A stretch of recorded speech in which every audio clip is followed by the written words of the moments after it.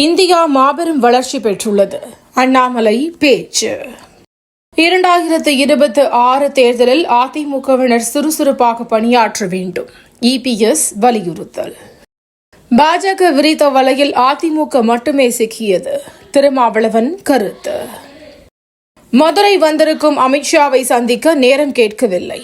ஓ பன்னீர்செல்வம் விளக்கம். தமிழகத்தில் 9,000 கோடி ரூபாய் மதிப்பில் 71 குடிநீர் திட்டங்கள். தமிழக அரசு பெருமிதம்.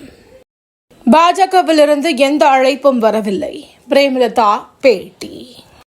மோடி எனக்கு நெருங்கிய நண்பர். ராமதாஸ் பேச்சு. முருகனை வைத்து பாஜக அரசியல் செய்ய முடியாது. சீமான் கருத்து. தணிக்கை தடை என்ற பெயரில் ஆசிரியர்களின் உரிமைகளை பறிப்பதா? அன்புமணி ராமதாஸ் கண்டனம். நாட்டு பிரச்சினை பற்றி முதல்வருக்கு அக்கறை இல்லை. அமித்ஷா விமர்சனம். வெப்பம் அதிகமாக இருக்கும் என பந்தல் அமைத்தோம். அமித்ஷா வந்தால் சூரியனே மறைந்துவிட்டது. மதுரையில் நைனா நாகேந்திரன் பேச்சு. எனது கேள்விகளுக்கு மழுப்பாமல் பதில் சொல்லுங்கள். தேர்தல் ஆணையத்திற்கு ராகுல் காந்தி நிபந்தனை.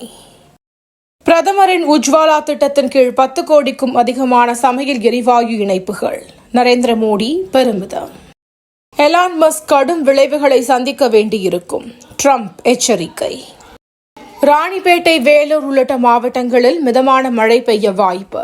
வானிலை மையம் தகவல்.